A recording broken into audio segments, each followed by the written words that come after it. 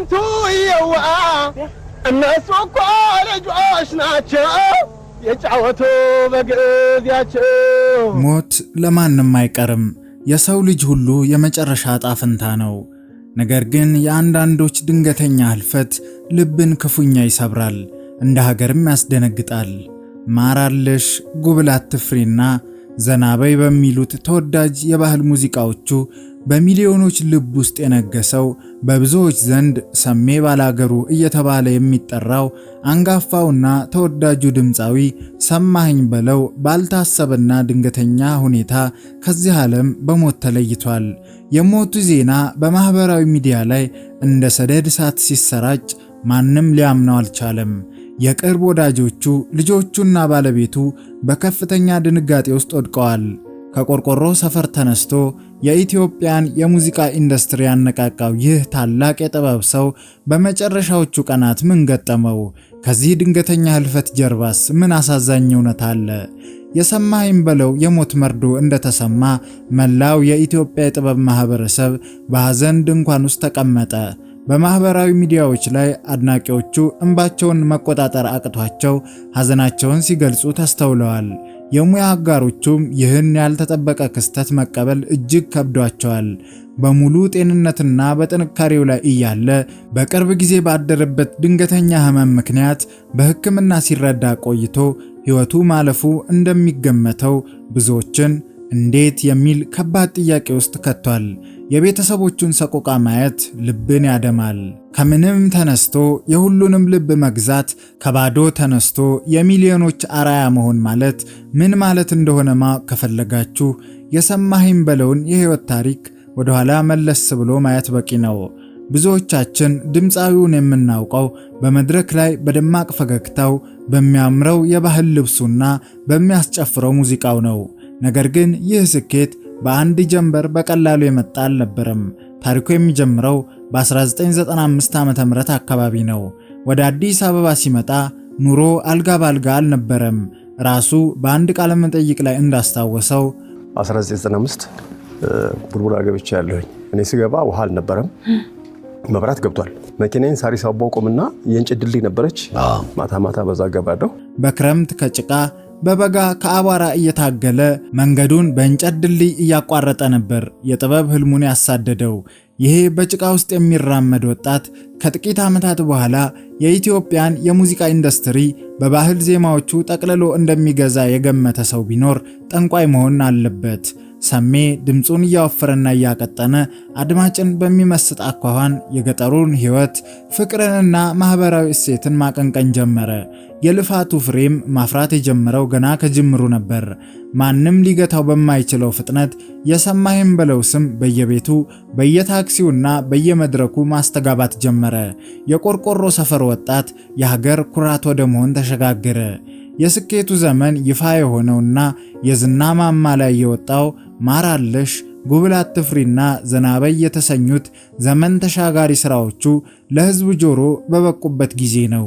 እነዚህ ስራዎች ሰማኸኝ በለውን ከታዋቂነት አሻግረው የህዝብ ልጅ አደረጉት።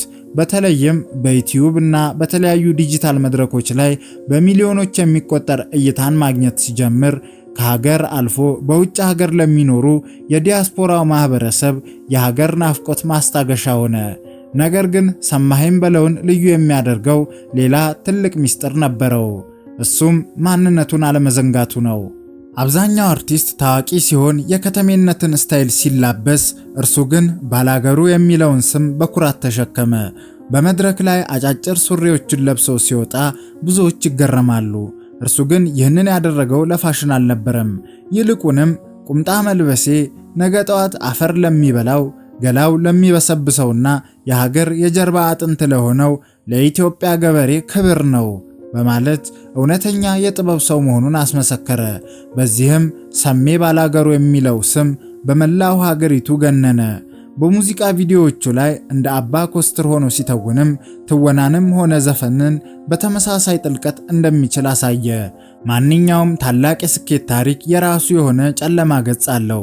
ወደ ከፍተኛው የዝና ማማ መውጣት ማለት ከታች ከሚወረወሩት ቀስቶችና እንቅፋቶች ማምለጥ ማለት አይደለም። ለሰማሂም በለውም ነገሩ ከዚህ የተለየ አልሆነም። የሰሜ ባላገሩ ዝና በመላው ሀገሪቱ ሲናኝ፣ ውስጥ ለውስጥ ግን ከባድ የሆኑ ፈተናዎች ማቆጥቆጥ ጀምረው ነበር።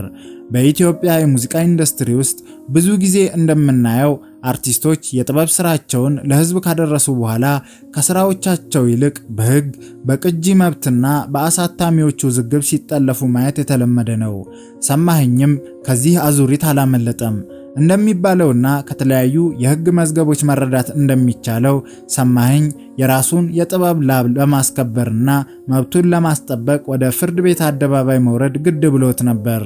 ይህ የህግ ትግል በኢትዮጵያ የቅጂ መብትና የኪነ ጥበብ የህግ ታሪክ ውስጥ ያልተለመደና ትልቅ አሻራ ጥሎ ያለፈ ክስተት ነው ይባላል። በሙዚቃው የሚያዝናናንን ያህል ከካሜራ ጀርባ ከሙዚቃ ነጋዴዎችና ካልተገቡ አሰራሮች ጋር የሚያደርገው ትግል እጅግ አድካሚና አሰልቺ ነበር። ይህ ሁሉ ጫና በአንድ ግለሰብ ጫንቃ ላይ ሲወድቅ ምን አይነት ስነ ልቦናዊና አካላዊ ጉዳት ሊያደርስ እንደሚችል መገመት አያዳግትም። ሰሜ ግን ለተመልካች ይህንን የውስጥ ቁስል አላሳየም። ሁሌም ያ ጀግናውና ፈገግተኛው ባላገር ሆኖ መታየትን መረጠ። የገጠሩን ማህበረሰብ ወክሎ በአደባባይ መቆም እንዳለበት ስለሚያምን ህመሙን ውጦ በጽናት ቆመ። በአንድ ወቅት በቴሌቪዥን መስኮት ቀርቦ በሰጠው ቃለ መጠይቅ ላይ በጤና ነው ያኖረኝ፣ እስካሁን ታምሜ አላውቅም፣ እግዚአብሔር ፈጣሪዬን አመሰግናለሁ በማለት ስለ ጤንነቱ በኩራት ተናግሮ ነበር። ጠንካራ ገላ፣ የማይነጥፍ ጉልበትና ሁሌም መድረክን የሚያንቀጠቅጥ አቋም የነበረው ሰው ድንገት ከውስጥ በሚመጣ የማይታይ ጠላት ይጠቃል ብሎ ማን ገመተ? እንደ ቅርብ ምንጮችና የሕክምና መረጃዎች ጠቋሚነት ከቅርብ ጊዜ ወዲህ ያልተጠበቁ የጤና እክሎችና የህመም ስሜቶች ቀስ በቀስ መሰማት ጀመሩ። ታላቁ አርቲስት በተደራረበ የህይወት ጫና፣ የፍርድ ቤት ውጣ ውረድና ባደረበት ድንገተኛ ህመም ምክንያት ወደ ሆስፒታል ለማምራት ተገደደ። ይህ ለቤተሰቦቹም ሆነ ለብዙዎቹ አድናቂዎቹ ጨርሶ ያልተጠበቀና ግራ አጋቢ ነበር። ምክንያቱም ሁሌም የጤናና የባላገርነት ጥንካሬ ተምሳሌት ተደርጎ ነበር የሚታየው። ማንም ሰው ታሟል ብሎ ለማመን ተቸግሮ ነበር። ሆኖም የሰው ልጅ ተፈጥሮ ከአቅም በላይ ሲሆንና በሽታ ድንገት ሲመጣ ያ ጠንካራ ባላገር እንኳን በሕክምና አልጋ ላይ ለመውደቅ ተገደደ። የሙዚቃው ዓለም ፈተናዎች፣ የረጅም ጊዜ የህግ ትግሎችና የውስጥ ዜና እክሎች ተደምረው የሰማኸኝን ታሪክ ወደ አሳዛኙና ወደ መጨረሻው ምዕራፍ አሸጋገሩት። የጥበብ ቤተሰቡም ሆነ መላው አድናቂው የመዳኑን ወሬ በተስፋ መጠበቅ ጀመሩ። ሐኪሞቹም የድርሻቸውን ጥረት አደረጉ። ነገር ግን ዕጣ ፈንታ ሌላ አስደንጋጭና ልብ ሰባሪ ዜና ከፊታቸው አዘጋጅታ ነበር። ሞት የራሱ የሆነ የጊዜ ሰሌዳ አለው። ነገር ግን የሰማኸኝ በለው የመጨረሻ ቀናትና የሞቱ አጋጣሚ ለብዙዎች እንቆቅልሽና ልብ ሰባሪ ሆኖ አልፏል። የፍርድ ቤቱ ውጣ ውረዱና የሙዚቃው ኢንዱስትሪ ጫናዎች ሲያደክሙት የነበረው ሰው በድንገተኛ ህመም ምክንያት ሆስፒታል መግባቱ ሲሰማ አድናቂዎቹ እንደ ቀላል አድርገው ነበር የወሰዱት። ምክንያቱም እሱ ራሱ በአንድ ወቅት የቴሌቪዥን ቃለ መጠይቅ ላይ በበሽታ ሆስፒታል ገብቼ አላውቅም፣ ፈጣሪ ይመስገን ጤነኛ ነኝ ሲል በኩራት ተናግሮ ነበርና። ነገር ግን ከሆስፒታል በሮች ጀርባ ያለው እውነታ እጅግ አስፈሪ ነበር። የቅርብ ምንጮች እንደሚያስረዱትና የሕክምና መረጃዎች እንደሚያመለክቱት ድምፃዊው ባደረበት የድንገተኛ ህመም ምክንያት በሕክምና ሲረዳ ቆይቷል። ይህ ህመም በትክክል ምን እንደነበርና እንዴት በፍጥነት ጤናውን እንዳጠፋው በተለያዩ አካላት ዘንድ የተለያዩ ግምቶች ይሰጣሉ። አንዳንዶች በህግ ክርክሩ ምክንያት የመጣ ከፍተኛ የደም ግፊትና ጭንቀት ነው ሲሉ፣ ሌሎች ደግሞ ያልታሰበ የውስጥ ደዌ እንደሆነ ይገምታሉ። ቤተሰቦቹና ሐኪሞቹ ህይወቱን ለማትረፍ ከፍተኛ ጥረት ቢያደርጉም ጤናው ግን በሚያሳዝን ሁኔታ ወደ ባሰ ደረጃ እያሽቆለቆለ ሄደ። አብዛኛው ኢትዮጵያዊ ይድናል፣ በድጋሚ በመድረክ ላይ በቁምጣው እናየዋለን ብሎ ሲጠብቅ፣ ሆስፒታል ውስጥ ግን ታላቁ አርቲስት የመጨረሻ ትንፋሹን እየተነፈሰ ነበር። ይህ ድንገተኛ ክስተት ለሕክምና ባለሙያዎቹም ሆነ አብረውት ለነበሩት ወዳጆቹ ከፍተኛ ድንጋጤን የፈጠረና ማንም ያልጠበቀው የህይወቱ መቋጫ ነበር። ይህች ቀን በኢትዮጵያ የጥበብ ታሪክ ውስጥ በጥቁር መዝገብ የምትሰፍር አስደንጋጭ ቀን ናት። ሰሜ ባላገሩ አረፈ የሚለው መርዶ በማህበራዊ ሚዲያዎች ላይ እንደ ሰደድ እሳት ሲሰራጭ ማንም ለማመን አልፈለገም። በተለይም 4 ልጆቹና ባለቤቱ ይህንን አሳዛኝ ዜና ሲሰሙ የገቡበትን የሐዘን ጥልቀት በቃላት መግለጽ አይቻልም። ባለቤቱና ልጆቹ የቤታቸው ምሰሶ፣ የሀገር ኩራት የሆነው አባታቸው በድንገት ከእጃቸው ሲነጠቅ አላመነውም። መቋቋምም ከብዷቸዋል። የጥበብ አጋሮቹ በሐዘን ድንኳን ውስጥ ሆነው እንባቸውን መቆጣጠር ሲያቅታቸው የሚያሳዩ ቪዲዮዎች መውጣት ጀምረዋል። የሞቱ አሳዛኝ ምክንያት በድንገተኛ ህመም መሆኑ ቢነገርም የተፈጠረበት ፍጥነት ግን የብዙዎችን አይምሮ አወዛግቧል። የሙዚቃ ቻናሎች፣ የዜና ማሰራጫዎችና የማህበራዊ ሚዲያ ገጾች በሰማይም በለው ፎቶዎችና በሚያሳዝኑ የሐዘን እንጉርጉሮዎች ተሞልተዋል። ያ በሐይቅ እስጢፋኖስ ዳርቻ፣ ያ በቆርቆሮ ሰፈር፣ ያ በሰከላ መድረክ ላይ ዘናበይ እያለ ሲያስፈነድቅ የነበረው ደፋር ባላገር ዛሬ በነጭ ጨርቅ ተከፍኖ ድምፁ ለዘላለም ተዘግቶ አረፈ። ይህ አሳዛኝ ታሪክ ለሁላችንም ትልቅና ጥልቅ ትምህርት ይሰጠናል።